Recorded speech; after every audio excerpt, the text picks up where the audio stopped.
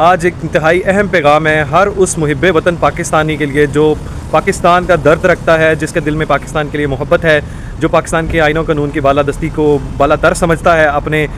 ضمیر کی آواز کو سنتا ہے۔ وہ ہر اس پاکستانی کے لیے جو چاہتا ہے کہ یہاں بد امنی کی بجائے امن قائم ہو، جہاں یہاں دہشت گردی کی بجائے جو ہے وہ خوش اسلوبی سے سارے معاملات طے پائیں، ایک امن کا گہوارہ بنے۔ آج اس ہر شخص پاکستانی کو چوٹ پہنچی ہے اور ہر اس شخص کو دل دکھا ہے جس نے اسد کیسر کا بیان سنا ہے، جس نے مشال یوسفزئی کو جو ہے وہ للکارتے ہوئے سنا ہے۔ مطلب ان لوگوں کی آپ غیرت کی اور دشمنی کی، ملک دشمنی کی یہ انتہا ہے کہ یہ آج اپنی ریاست کو للکار رہے ہیں، اپنی ریاست کے اوپر چڑھ دوڑے ہیں۔ یہ بنو والا واقعہ جو ہے جس کو پرامن سے بد امنی کی طرف لے جایا گیا، جس میں بہت سے انتشاری ٹولے شامل ہیں، کیوں نہیں ان کو جو ہے کیفری کردار تک پہنچایا جا رہا؟ کیوں نہیں ان کو آئیڈینٹیفائی کیا جا رہا؟ کور کمانڈر سے گزارش ہے کہ پہلے تو آپ انکوائری کریں۔ اس سے پہلے سب سے بڑی بات یہ ہے کہ یہ سب کچھ تب ہوتا ہے جب آپ نے ان کو دندنانے کے لیے کھلا چھوڑ دیا ہو۔ آپ نے ان لوگوں کو جنہوں نے 9 مئی جیسے ثانیہ کیے ہیں، آپ نے ان کو کھلا چھوڑا ہوا ہے۔ اگر آپ نے ان بدبختوں کو جو ملک کے غدار ہیں،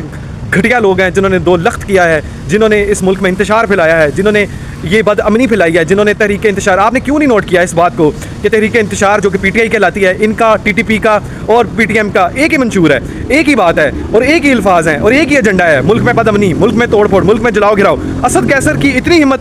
ہمت بڑھ گئی ہے کہ جناب اب وہ للکارے گا اور کہے گا ہم جنگ کے لیے تیار ہیں، یعنی اپنی ریاست سے جنگ کرے گا۔ جناب حافظ صاحب آپ کو بھی سلوٹ ہے،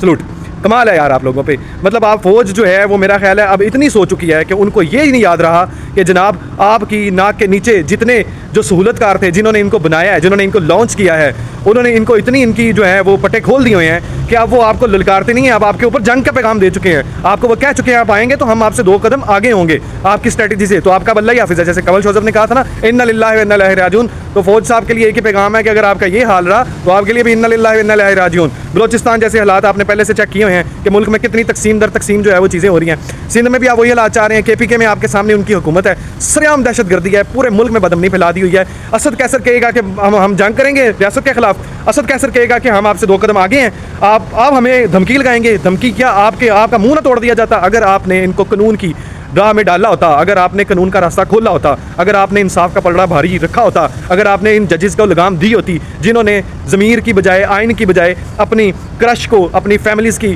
باغ دوڑ کو جو ہے نا وہ سنبھالا ہوا ہے، جنہوں نے ان کے اشاروں پہ ناچنے کے لیے فیصلے دیے ہوئے ہیں،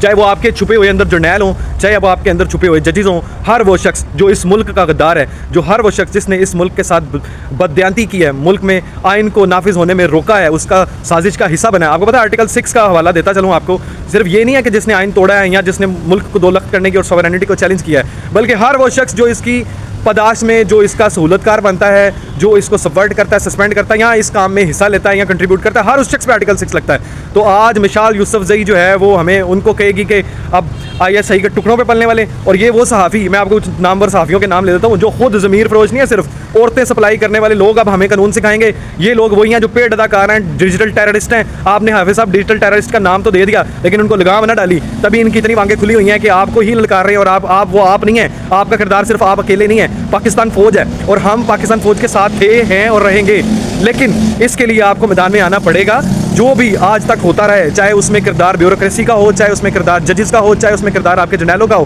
سب کو آپ قانون کی آنی ہاتھوں سے لیں، ان کے خلاف نمٹیں اور ان کو قانون کے دائرے میں لائیں، سزائیں دلوائیں۔ 9 مئی جیسے سارے کرداروں کو اور سارے سازشی کرداری ٹولوں کو، ڈیجیٹل ٹیررسٹ کو، جنہوں نے اس کو بھڑکایا، ان کو دھوا بولا، جنہوں نے اس میں حصہ لیا، کسی بھی طرح جنہوں نے بھی، ہر چیز آپ کے سامنے ہے۔ میں فوج کو نہیں کردار بنا کے کہہ رہا کیونکہ اس وقت اب